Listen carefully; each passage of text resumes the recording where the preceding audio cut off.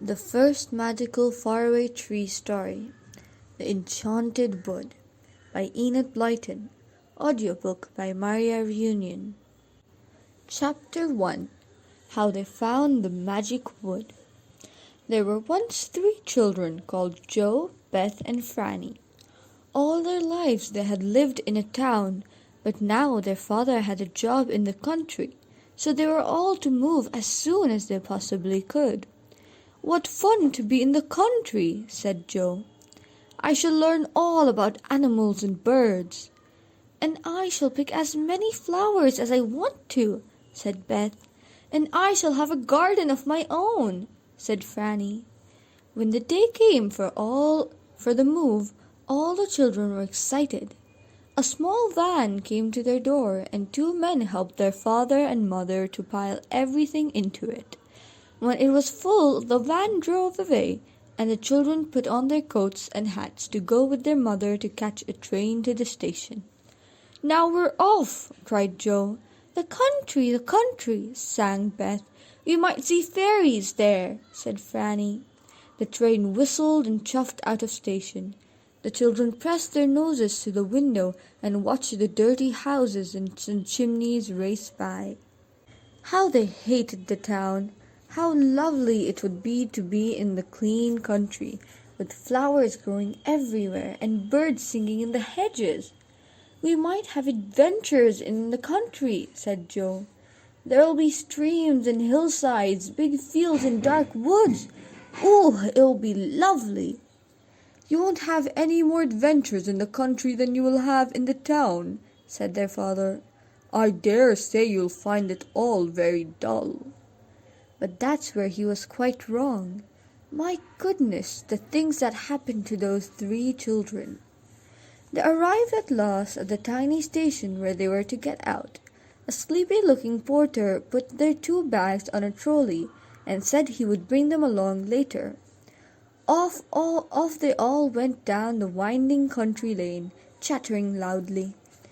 "I wonder if we've got a garden," said Franny.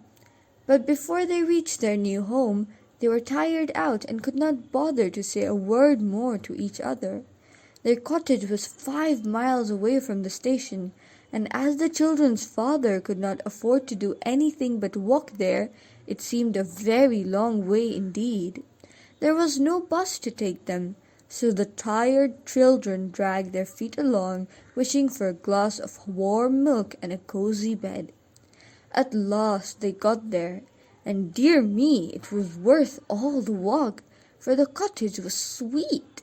Roses hung from the walls, red and white and pink, and honeysuckle was all around the front door. It was lovely.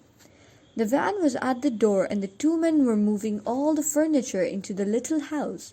Father helped while mother went to light the kitchen stove to make them all a hot drink.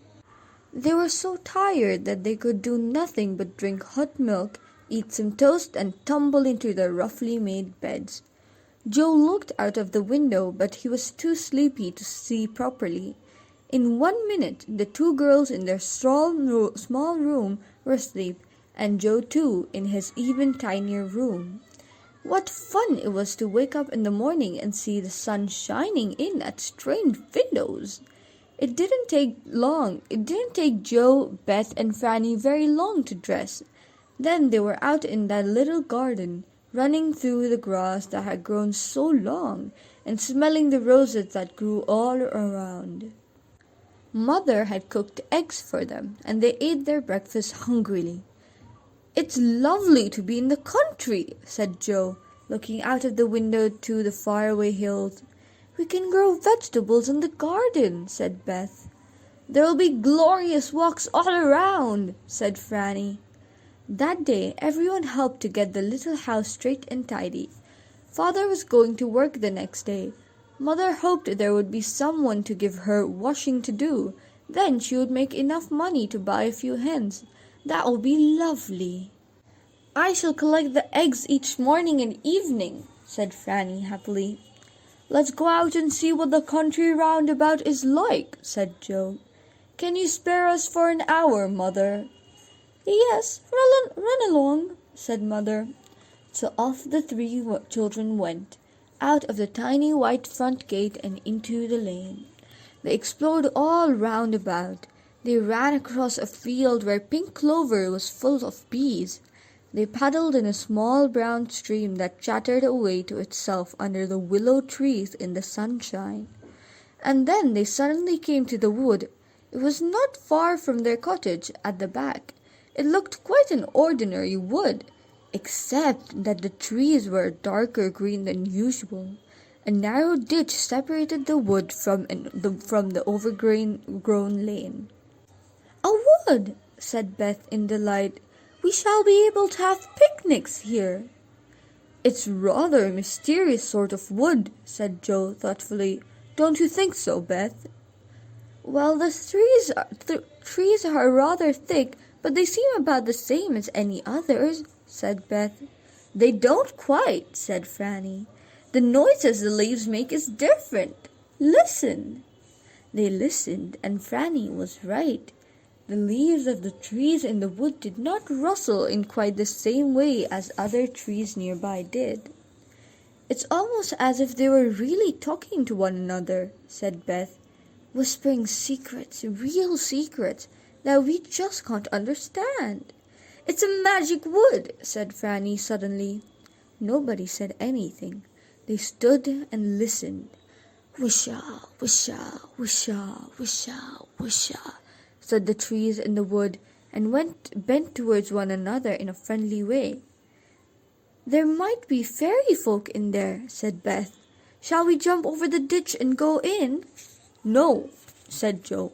"We might get lost. Let's find our way around before we go into big woods like this."